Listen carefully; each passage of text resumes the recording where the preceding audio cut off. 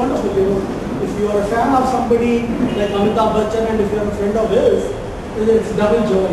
So that's actually my relationship with Subroto. And so Subroto, thank you for taking the time off. And of course, to listen to you because we want to know about why he writes what he writes. What does he think should be the takeaways from business books and so forth in a conversational mode. But before that, I just want to say a few things about Subroto. There's always this paradox. The guy doesn't need introduction, but you do take 10 minutes introducing the person. So, in fact, in my paradoxes and dialogues, one of the paradoxes I will mention in the books. So, Subroto is a very, very remarkable individual, very multifaceted. He headed R&D in Wipro at a time when he was not an engineer, he was not a techie in the conventional sense of the word, he was not an IT professional in the conventional sense of the word, but he headed R&D of it. In 1999, when they set up Mindtree with Subroto as the Chief Operating Officer, that was just about the bad time for the IT sector. Soon after 2001, the world gave away at the seams and suddenly the whole sector seemed to be crumbling because much of it was based on what happened offshore and so forth. And Subroto moved to the US, consolidated the leadership position. I think that's about the time he was also going to be called the chief gardener because it's a Mindtree. And so he, in many ways, is actually a gardener in the sense that that's exactly how he looks after the Mindtree. He consolidated that time when repositioned Mindtree as a key mid-sized, the best mid-sized IT company in India, and they have a preeminent position in that slot. 2010, I think Subroto became the vice chairman and took over as chairman in 2012. But if these are all not enough for a couple of lifetimes, he's a prolific author. The number of books that he has written, especially hammering down on the youngsters' dreams to be converted into reality. Almost every book of his is meant to that youngster. We often say about demographic dividend. You are more likely demographic disaster if they don't amount to much. And his books are invariably addressed to them. From the high performance entrepreneur, the Zen garden, go kiss the world. It's all about the youth, what you can do with the one lifetime that you're lucky to have. Of course, his latest is Elephant Catchers, but even earlier he has written books like how to make the best of your workplace skills. So everything is not about leadership, strategy, and becoming a successful entrepreneur, which is all on hindsight. But when you are there, how do you become a fine, excellent skills person and defining new standards of excellence? Because life is all about improving what you do and doing better than what you thought you were capable of doing. So I am a big, in fact, I have counted 17 books to date. In fact, that's the best gift that you can give to anyone who's a new entrepreneur. My friends' children who are all, any one of them who's starting on a startup, here is Subroto Bagchi. So I've given 17 of your books, and I think it's a mutual club where he says he gives some of my books too. So thank you, Subroto, for being here.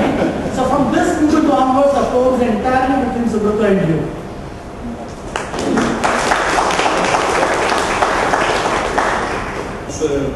It's a privilege and honor to be here. Benedict, I know where Benedict is. Benedict.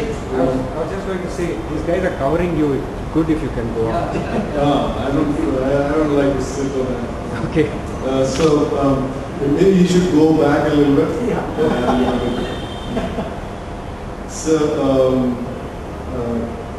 First of all, my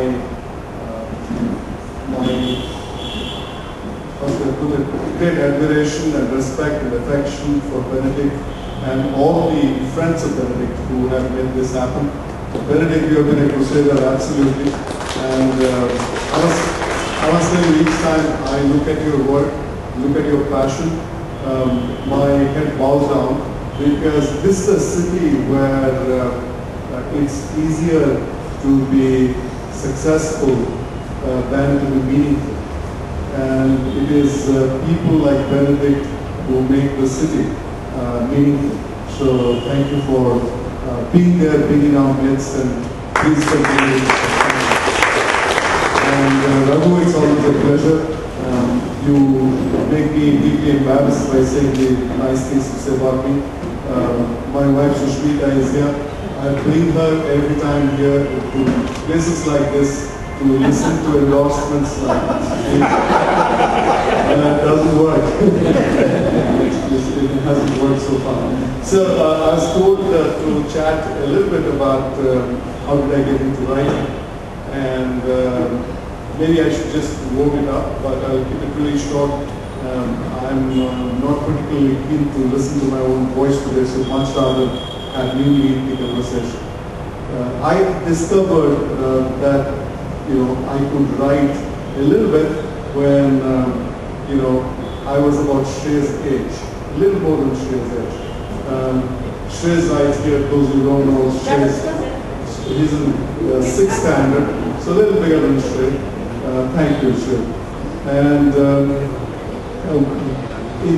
at that age, it's interesting. You usually write about two things. So let me ask you, what do you think are those? Only two themes. You already got it. One, at least you got. So which is that? It's about love. Shrey is not very happy to hear this story. So, yeah, Shrey, I'm sorry, but it is about love. And the second is about revolution. So you want to change the world through love and revolution. So, at that age, when you write something and it gets published in the local vernacular newspaper, it's a big hit. It's huge. It's like a small Nobel Prize. And then what happened, I came to college and switched to writing in English. So still you are a teenager, so 16, 17. The love is a little refined by the time, and the revolution is also a little refined. There used to be a magazine called Your Times at that time. Really, elderly people in this audience would recall. It's an English magazine. It used to be edited by people like British Nandi, Anis John. So Your Times would actually pay you for whatever you wrote. You would write a little piece and comes the money of it for 10 rupees, and the maximum I have earned is 25 rupees. So per piece 10 or 15 rupees was a lot of money. And so that actually becomes a positive reinforcement. So on one hand, your friends, your family say, oh, so you got your little piece published, and on top of that comes the money. Now that continued, and I wrote more and liked writing. Then I started working. This was at the age of 19 when I became management trainee in a company called DCM. It used to be, well, not D thing, but D thing was TAS. And DCM's management training was D thing with a, not a capital T, but a small T. And for 5 years, my writing froze. So that's what really, industry. It was a smokestack company. It was working for the textile mill. It was a displacement at multiple levels. I came from a small place, landed up in Delhi, and I'm trying to find myself. And you want to succeed. So the industrial atmosphere, the longest textile mill strike in Indian history at that time, the churn, the city, and I could write them. After 5 years of my life there, I entered the IT industry. The IT industry is a magical industry because here intellect is something that is appreciated. You are hanging out with people who play bridge and play chess and solve Rubik's cube, they read everything that there is to it. And it was a new industry, 1981. It was spring industry, and I found the urge to write from that. At that time, the two magazines in the IT industry, one was Computer Today, I think, and the other was Data Quest. So Data Quest magazine, I wrote a piece or two, and then the editor said, why didn't you write a column? So I wrote not one, but successively 3 columns for the Data Quest magazine. It was a high, because when you write a column, you see a mug shot, and people write to you about what you wrote in the last column. And for a period in time, I quit working and started my own company along with a couple of people. I was about 28 at that time. So 28, you started a company, and then your writing gets published, people read that, and somebody sometimes walks up to you at the airport and says, aren't you so and so? And it is mind-blowing what it can do to a 28-year-old's head. So all in all, it was very pleasurable. The reason I'm saying this is later on I will connect to that. And then I joined Wipro. I came here. When I joined Wipro, interestingly, this is because the startup that I had folded up. It ran for 3 years and then we closed it down. And it was time to go back. 2 daughters, 1 wife. So to feed them, and so decided to come back to the industry.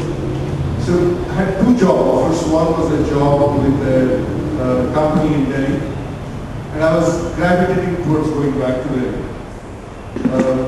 This company was going to pay me more. And the final interview, which very, very interestingly happened here, because the top 2 guys, they were somehow to be in Bangalore, so I flew down to Bangalore. And the chief operating officer of the company said that you write in a magazine, so this is a IT industry related company. So obviously they had to know, and said that we would like to make a request that when you send your writing for publication, you will have to show it to us before you do. I said, no, that's not happening. You have not bought my soul. And so he didn't expect that reaction. I said, first of all, logistically it can't happen, because sometimes, it's a last day to submit it. I get up at 4 o'clock in the morning, I write at that hour, and I correct it. Okay? And then I immediately courier it. These are days prior to the email and stuff. So logistically it's not going to happen. And in any case, I don't philosophically like the idea. So they kind of backtracked.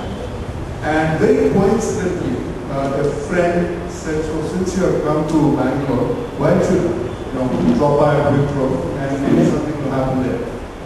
And that day, I was interviewed for a job. 4 or 5 rounds of interviews took place. And even at that time, I'm talking about 1988, Mr. Premji would personally interview somebody I was being interviewed for a Group 3 job, which was like 2 levels below a general manager. And he would still be.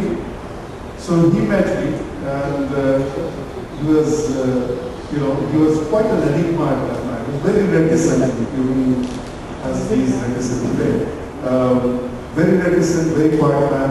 And I walked into his room, and he says, I have only seen your photograph in the magazines in which you write, and it's a pleasure to meet you first. So it was quite a contrast between the earlier one, where the guy says you have to show us what you write, and here's a man who starts the meeting, not asking about my work experience, nothing. This is such a pleasure. And for the next 45 minutes or so, we're only discussing what I write. And then you realize that content is such a powerful thing. We all have content, but when you put content down on a piece of paper, it can bridge people, it can bridge intellect, it can bridge sometimes countries, societies, civilizations, so that get there. But when you write content, it completely changes the conversation. So here's Mr. Premji. He's not talking to me about my work experience, what I will do for him. He's only wanting to discuss what is the last piece that I wrote. And so I continued, then I went off to US. That is the time that I started writing a piece or two here and there in newspapers and so on. When I came back from US, I wrote a column for Business World. It was a fairly long-running column. And one of the Penguin editors read that. By this time, I moved on from Wipro, my career started. And this lady's name is Sudeshna Shaw. Sudeshna is a well-known person in the Bangalore literary circle. Sudeshna was looking for someone on behalf of Penguin who would write a book about how to start a company, how to, with a startup. Now, two kinds of people write usually about how to start a company. One are professors in business schools who are no offense meant here, and who have never done a startup and so on. So professors write, and the others who write about entrepreneurship are usually people who have been very successful and been there, done that. In neither category, they make it accessible. They make it feel close. So Penguin wanted somebody who has done a startup and still in a young, is this largely a young state company. And I thought it's a brilliant idea, and that's how the high performance entrepreneur got written. And it was magical writing a book for the first time. And when I cleared the manuscript with my editors and my publisher in Delhi, by the time I had delivered a talk in IIM Bangalore talk, the title of the talk was Book is the World. These are the last words that my mother spoke to me from a hospital bed. I kissed her goodbye, and then she said, "Why are you kissing me?" So I said, "Why not?" So at that time she said, "Book is the World." So that became the caption of my talk at IIM Bangalore. And my publisher, the editor, said, "So what's the next book?" I had not thought about a book. He said, "Anyway, you're going to write a book for Penguin. We don't care what will be the subject of the book. The name of the book is Book is the World." So that's how one thing led to the other. And remember I was telling you that as a young writer, 28, so somebody walks up to you at the airport and says, "Are you Subroto Bagchi?" And it gives you a heady feeling. So from that time, when I started writing the high performance entrepreneur, and then Book is the World, and then professional, I realized something very different. I realized that I've been given a responsibility. Actually, it's not about ego. So as a young person, you feel, your ego is fat, you feel good about being recognized. Somebody, Mr. Premji says, how do you write, how do you make the time, etc. But now you're in your 40s and you start looking at the world around you. And I realized that people like us have a responsibility not just to do what we do, but to pass on the knowledge and the formula so that other people can do better. So in high performance entrepreneur, the experience was about my first failed enterprise, which was a company called Project 21, and then Mindtree. But then you realize that it's not enough to have one Infosys, one Wipro, one Mindtree. But this country requires thousands of them. So it's important to get the formula right. And similarly, it's not enough to be a great professional. It's important to actually write about your ups and downs, your feelings, your lessons, life lessons. Maybe it's a book, maybe it's a blog, maybe it's a column, but that is how you give it all away. And those of you who have done Vipassana or you have been trained in meditation, you realize that the benefits of any self-realization, meditation, Vipassana, whatever it is not meant to keep to yourself. At the end, you are supposed to keep your sense of peace, if not your enlightenment, away, so that it has benefit to a larger community, a larger world. It also occurred to me at that stage that not only it's a responsibility, it's a serious responsibility, because when we write something down, ideas get hands and legs. All of us have ideas. We are using ideas in doing what we do. But then those ideas are not getting hands and legs. The moment it becomes a written word, it starts walking. So imagine the Christian religion without the Bible. The spread of Christianity was directly linked to the Bible.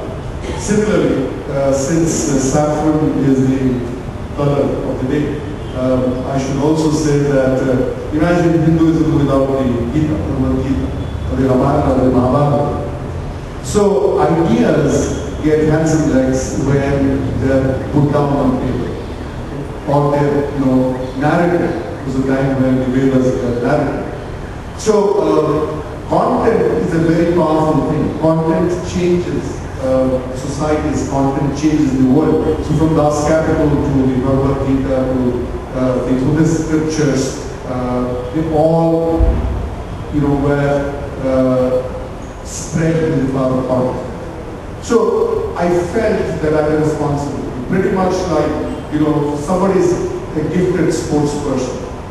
Now, up to a point, it's your joy.